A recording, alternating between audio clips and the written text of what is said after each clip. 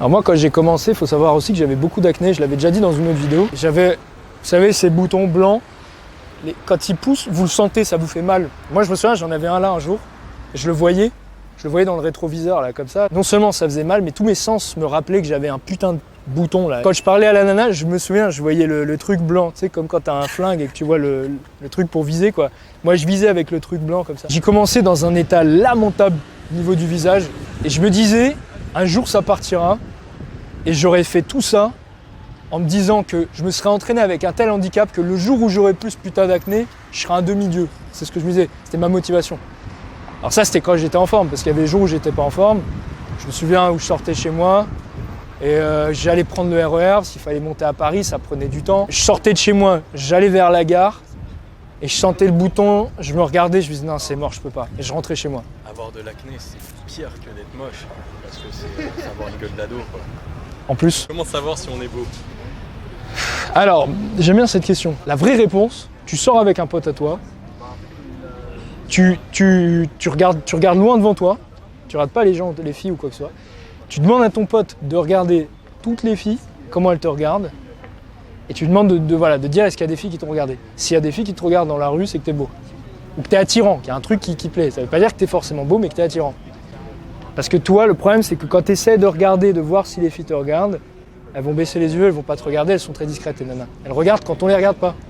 C'est quoi le regard d'une fille? Le regard, c'est très subtil en fait. C'est beaucoup plus subtil que ce qu'on croit. Les gars, ils croient que les nanas doivent les regarder comme ça, en marchant, en se retournant avec un petit sourire. Non, non, non. Se lécher les lèvres. C'est pas comme ça à Paris. Hein. Peut-être dans d'autres pays, je sais pas, en Thaïlande, peut-être, mais la fille moyenne en général, elle n'ose pas. Parce que quand tu es dans une grande ville comme Paris, le fait de regarder un mec comme ça, c'est quand même une prise de risque pour elle. C'est une invitation presque. On sait pas, le mec, ça peut être un putain de taré. Il peut être beau et attirant, ça peut être un taré. Les nanas ont plutôt l'habitude de pas trop regarder dans les grandes villes. C'est pour ça que quand elles regardent, elles sont très subtiles. On avait déjà parlé l'été dernier de ce truc-là, on l'avait pas balancé sur YouTube finalement. On sous-estime l'importance du regard. On sous-estime et on pense qu'il faut qu'il soit beaucoup plus long et beaucoup plus appuyé pour être pertinent. En fait, c'est pas le cas. Excuse me. You speak French? Yes. Ok. C'est ton copain qui est derrière? Non, du tout, d'accord. Non, pas du tout. Et là, tu t'allais prendre dans la plus grande des normalités, par contre, des photos Instagram, tout ça. C'est ça. J'aurais voulu te voir dans un cadre peut-être un peu plus intime. Est-ce que tu penses que j'aurais pu prendre ton numéro ou quoi? Pas ici. Pardon? J'habite pas ici. Mais moi non plus. Alors, j'habite sur en ce moment, mais sinon, j'ai pour projet de partir à la campagne. Je plante des légumes, j'adore les choux. Genre la Bretagne. Ah, la Bretagne. La Bretagne. Donc en campagne aussi, quoi, pour le coup, parce que je plante des choux en fait. Genre j'ai dans ma tête genre 5-6 variétés de choux qui sont en train de se multiplier un peu partout en France. Et là le projet c'est de pouvoir genre faire ressurgir 400 ans de tradition française et tout, remettre à l'amende l'Alsace et la Lorraine en termes de choux, tu vois. Oui, du coup tu viens d'où?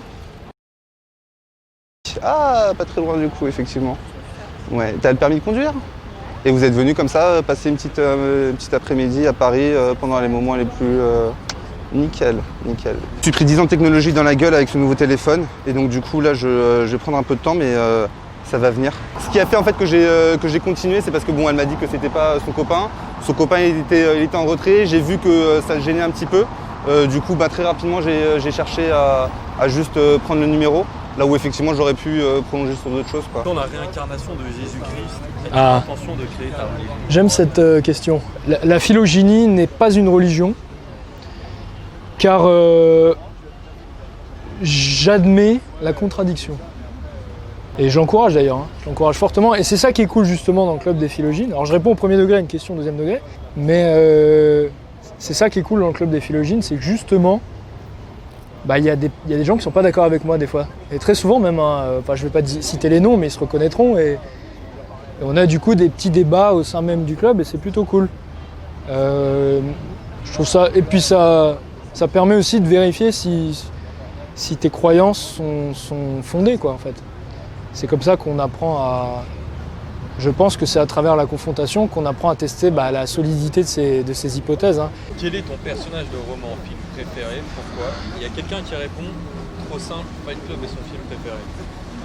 Bah ouais, c'est un film que j'aime bien, ouais. Le personnage. Hein. Le personnage, je dirais Cyrano de Bergerac. Cyrano de Bergerac. Parce qu'il a un gros nez et je suis jaloux parce que les gros nez ça plaît aux femmes. On l'avait vu. Un indicateur de dominance. Encore un exemple de quelque chose qui n'est pas objectivement beau. Esthétiquement, c'est pas très beau un gros nez. Pourtant, ça a tendance à plaire aux femmes parce que plutôt indicateur de testostérone élevé. Es-tu lassé des filles parisiennes? Ah, question intéressante. Les filles parisiennes sont plus désagréables que la moyenne. J'ai pu constater qu'effectivement, les parisiennes sont en moyenne les plus désagréables.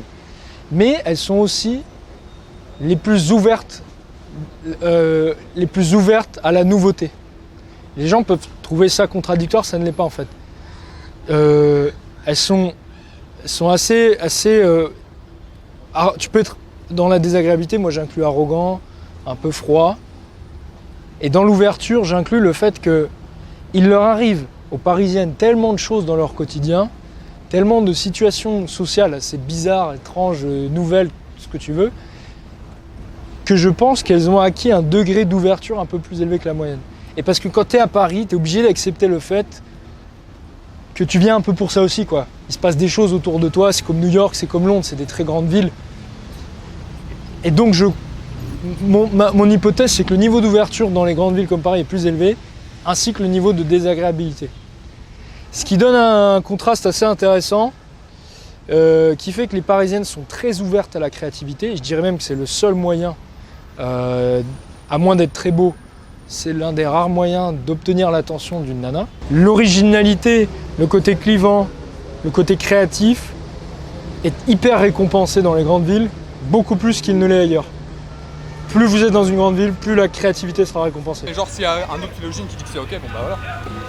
You take a movie? Yes, Which kind? porn. Porn? You could play in it, man. Yes, of course. You got beautiful hair. Thank you. How big? Good. Good? Yeah, 20? you're tall. 20? Inches? 20 inches is like this. No, 20 centimeters. You have a 21? sword? No, I'm talking the sword. You have a sword? Sold. What is sold? Un sabre laser. You have a laser saber? Laser saber, like Bro. Dark Vader. Yeah, man. I cut the head like this. Because we have make a movie, a porn movie. Okay. It's sperm wars. Sperm wars. Exactly. And Which you- kind of actor do you have? Latino. Latino? Latino like you could play in it, man. You just need to find a woman and bring her, and then we make the movie. Ah, okay. You don't provide the woman. I provide money after the movie, Okay. and you provide the woman. Where you from? From Paris. Oh, you like us? Yes, I know. Yes, I knew. But I stay No, in sir. Mexico 3 years old. Ah, So mais tu now- parles encore un peu français ou? Carrément. Ah ouais, ok, ouais. Mais je savais en plus, mec. Bah oui. Et je savais que tu ta vidéo. savais. Et tu savais que je savais que je savais que tu savais. So we take another interview with a Mexican porn guy. Okay. Qu'est-ce qui t'a poussé à faire des études dans la psychologie? Est-ce que l'envie d'être psychologue coach est venue avant ou pendant tes études?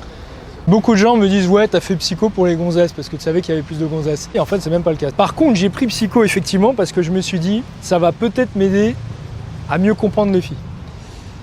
Et ça m'a pas tellement aidé à mieux comprendre les filles. Par contre, ça m'a beaucoup aidé pour mieux comprendre les différents types de clients que j'ai, les différents types de personnalités. J'ai beaucoup utilisé la psychologie de la personnalité pour aider les personnes que j'ai lors des séances. Je pense que là, ouais, effectivement, ça m'a pas mal aidé. Pour l'accompagnement, et puis tout ce qu'on apprend sur les psychothérapies, sur les passations de tests, la posture du psychologue, la neutralité bienveillante, tous ces principes clés qui sont importants en psychologie clinique, ça m'a clairement bien aidé. L'humilité était le mieux que l'arrogance. Alors ça dépend dans quel domaine. Dans le domaine de la séduction, absolument pas. L'humilité est la qualité la moins appréciée par les femmes. On tend de plus en plus vers l'hyperfemelle, donc l'hyperfemelle méprise l'humilité. Après, un homme humble en général est apprécié socialement. Et il est vrai que si un homme est apprécié par le groupe, alors il a plus de probabilité d'être apprécié par la femme. L'arrogance plaît parce qu'en fait l'arrogance c'est comme un tour de magie en fait. L'arrogance ça montre que ce que les femmes aiment finalement ce n'est pas tant ce que vous êtes, c'est l'image que vous renvoyez. Et ça, c'est très intéressant. Oui, l'arrogance est une qualité, est un défaut qui plaît aux femmes, fait partie de cette liste de défauts qui plaît aux femmes. Hein. Et l'humilité, en matière de séduction, n'est pas terrible. L'arrogance, c'est une qualité que je déteste personnellement, hein, parce que je parle un peu de moi là-dedans. Là où j'ai reçu les plus belles leçons d'humilité, c'était dans des cours de boxe thaï.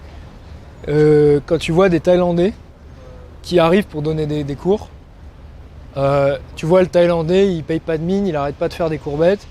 Et en fait, il faut qu'il y ait le prof français pour t'expliquer que le mec, en fait, c'est une superstar dans son pays, que le gars, il a fait 150 combats, il a commencé à 10 piges, il partait de rien, il a dû se battre pour avoir de quoi vivre, en fait. Hein.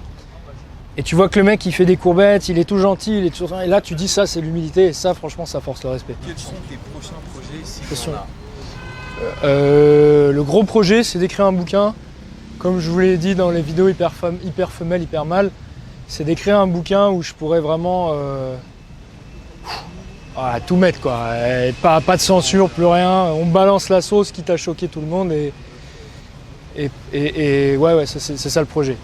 Et avant ça, j'ai encore d'autres formations. J'en ai une où je vais vraiment mêler psychologie et séduction. J'en dis pas plus.